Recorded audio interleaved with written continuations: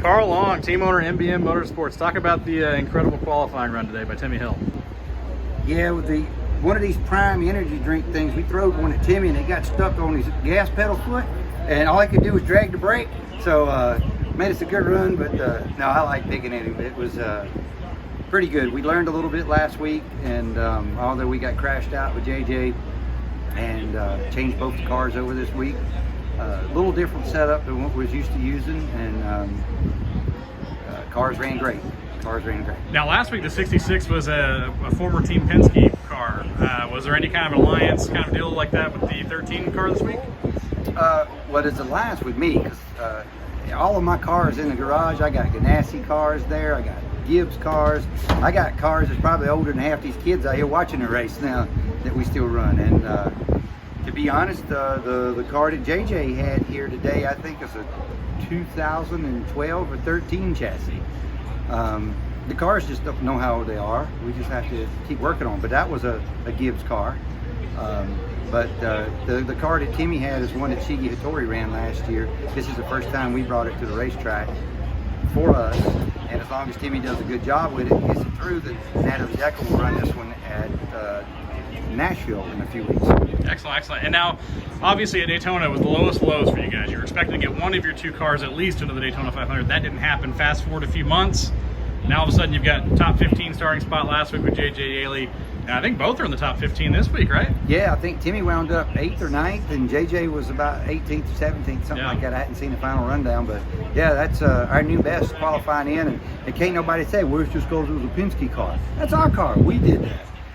But we learned a few things from the Penske, but it's still completely different. And I will say that Travis Geisler and Jefferson Hodges and the whole group, there's never a chance in life that anybody can do anything to help Roger Penske. He don't need stuff. He's got everything. And we had that position that we could help Roger Penske. And we did. And so not making a race at Daytona, not making any money out of it, actually has probably made us a stronger team overall. We're helping Brad Keselowski a little bit. He has a wheel problem. If you look on his wheels, you'll see that they got the 66 numbers on most of his wheels. And Brad and I have known each other for years. Matt McCall, his crew chief. Now when I need something, them boys have helped me a little bit. And it's just a trade. Being on the bottom, you can never help those guys up top. And fortunately, that new car put me in a position that I got the same stuff that they did, and I could help them. The only difference that I don't have is they have a pretty good cash expenditure to get to the track, and we don't. So it just shows that everybody that looks over the last 4 or 5 years, and the engines that you see in our cars, these are our engines. This isn't a leased motor program. If we'd had a leased engine from them, we know that they're 10, 15 better than what we're running, you know, or supposedly. We don't know what theirs make. But anybody in general will say that, oh, you get the top of the line Gibbs or Hendrick car, Roush Yates motors. Roush Yates has been extremely generous for us, helping us. And it's not one of their rental motors, and very possibly one of their rental motors could have sat on a pole. But we're so just happy to be in the top 10 right now. We'll worry about that other stuff as we get going, and we've just got to change in direction. So all of the people that called you a fuel filler and don't need to show up and don't do that, it's just knowledge.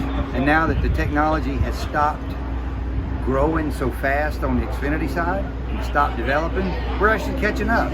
The Cup side, we still lost, but we got the same piece that they do. So just, you know, get some good advice and we can get those driving good.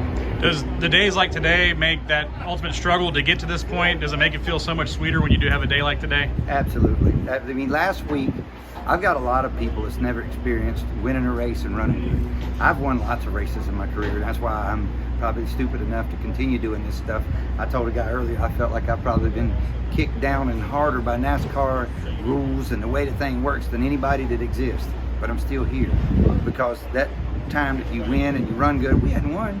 But you know, if we keep running good like this, it could. I mean, we go to Daytona and Talladega and we have a chance. You know, Timmy finishes 3rd down there. JJ runs good. You got a chance. You usually don't have a chance at these tracks. And we've creeped up on it a little bit. And the biggest thing is now that my guys have seen what a race winning car like the one we got from Penske was, they're going back and making changes on my car. We're not putting bolts in there that's a damn half-inch longer than a thread that it needs to be on. We're machining them off. They want to run good. That's the hardest thing. Labor and crew and people. You get a damn 50-year-old guy like me and all this other stuff, these young kids just think we're full of crap. We don't know what we're doing. Old man, y'all don't know what y'all got going on. But it was proven that, you know, if you take all of the time to do the little meticulous stuff, it'll pay off in the end. And so that's, I think that my group's changing, and that's good to know. And could there have been any better opportunity or opportune time for this to have happened than with the new deal with Prime Energy with You're absolutely Logan Paul? Correct. I mean, I've already seen some of the tweets that comes out. Why in the world would somebody like Logan get involved with a back marker, a field filler, somebody that can't do anything? And we can. All we need is the money to do it. And we have the ability, the knowledge, and the want to drive to do just as well as any of the other teams. And but somehow or another get stereotyped that you don't have what it takes. No, I guess you can and can't, but the biggest thing that it takes to run good and not is to spend money wisely in the right places and have people with the right knowledge. And like I said, I'm still thankful that Penske and Roush and a few guys that have been around gave us a little help, you know, here and there. And like I said, even right now, my rental program that we have for a few races is Roush Yates engines. They help me with the Cup stuff. They help me over here with Xfinity. Then we turn around and we run a Chevrolet at the plate races with JJ. We're gonna run Natalie there. And Hendricks, they're providing the engines and stuff over there. And bottom line is, this is all a business. And as a customer and those vendors and all treating us that way, it's pretty good. You know, last year, in the last 3 or 4 years, I've got a bunch of used stuff from Gibbs that they've rotated out and leased engines from them when we had a driver with a sponsor. But the hardest part is that driver comes in when he says, okay, I'm going to spend these big dollars on this Gibbs rental engine or this Yates rental engine, and then they don't run good.